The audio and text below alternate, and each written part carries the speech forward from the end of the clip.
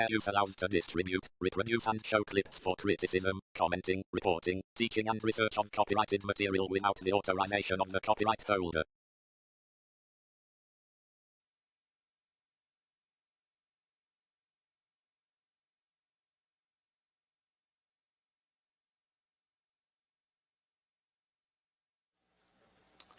Well, now I have these 8 prophecies, born in Bethlehem, king of donkey, etc., these 8 prophecies.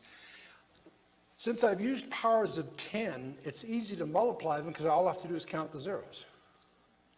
This, in effect, the composite probability of these 8, of one person fulfilling these 8 prophecies is 1 chance in 10 to the 28th, 10 with 28 zeros after it.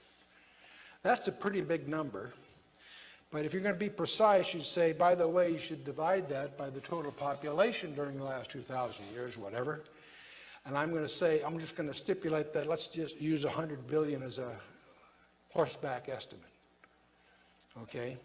So I divide the 1028 by 10 to the 11th, and you just divide by subtracting exponents. That's 10 to the 17th. Now, if I was in a statistics class here, the way you try to get a feeling for, say, 1 chance in 100, we typically take a bucket, and let's say we put 100 silver dollars in there. I take one of the silver dollars, and I mark it with someone's lipstick or nail polish or something, and put it in there, and we mix it all up. 99 unmarked ones, 1 marked. We mix it all up. The chance of my reaching in there and getting the one we marked is 1 chance in 100. That's a way of conveying what we mean by saying 1 in 100. You with me? Well, here I've got a situation where I've got 10 to the 17th. So what I need to do is get a bucket and put 10 to the 17th silver dollars in there. That turns out to be a pretty big bucket. In fact, I need a bucket that'll have 10 to the 17th silver dollars, and what I need is the state of Texas. And I fill it with silver dollars, it'll turn out to be 2 feet deep. 10 to the 17th is a big number. The chance of one person fulfilling those 8 prophecies is equivalent to my marking one of those silver dollars in Texas 2 feet deep, mixing them up in such a way that it could be anywhere, reaching down blindfolded and picking up one and picking up the one that's marked is 1 chance in 10 to the 17th. That obviously is pretty unlikely. But I've only used 8 prophecies. I have 300 prophecies to choose from. So bear with me one more time. I have 300 to choose from. I've only used 8 so far. I'm going to pick another 8. Now, if I literally did that, if I went through my list and picked another 8, it would be hard for me to find any that are as likely as the ones I've used. In other words, the more I reach in the list, the more technical they become, the more specific they become, therefore the more rare they are, okay? But for this discussion, let's assume that the next 8 are no less likely than the first 8 I've used.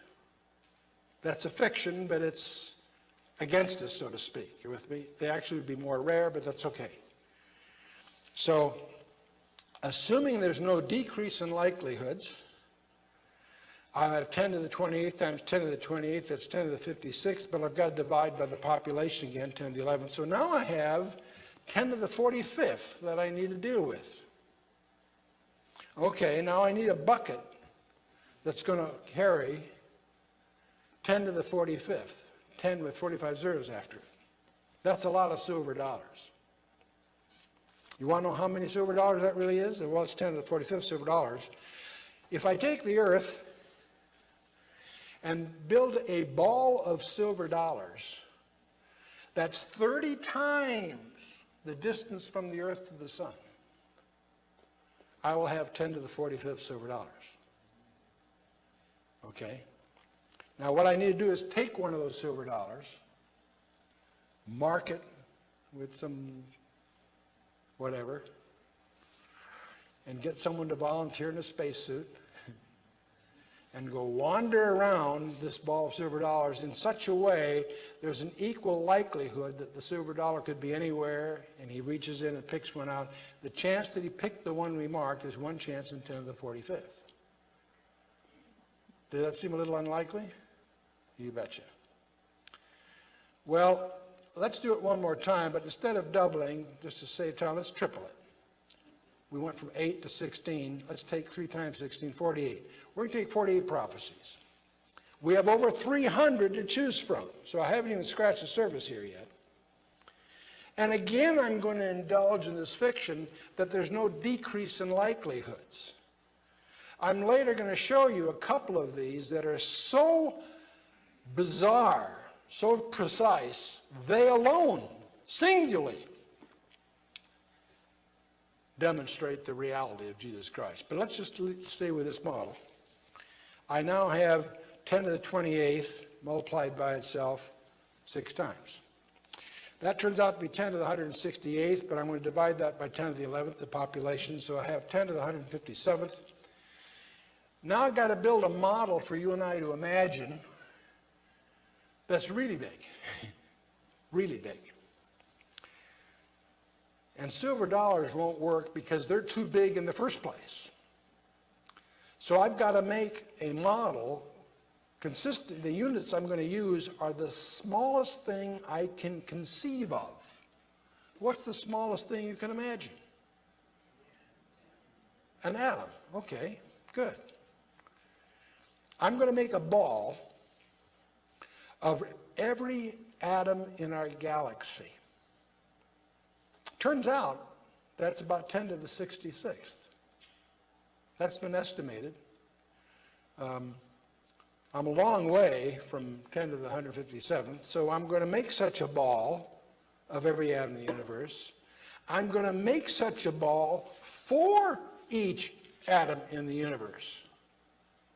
So now I got 10 to the 66th times 10 to the 66th, that's 10 to the 132nd. I'm still a long way from my goal. So I'm going to repeat this mental exercise once every second since the universe began. And that's commonly accepted as 10 to the 17th seconds. Are you kidding? No. You take 10 to 15 billion, take 15 billion years, run out the arithmetic, and you'll find out that's roughly 10 to the 17th seconds. So I'm going to make a ball of every atom in the universe for each atom in the universe. I'm going to do that little exercise once every second for the entire history of the universe. That brings me 10 to the 149th. I'm still a long way from trying to create a model for 10 to the 157th. I'm short by 100 million times short.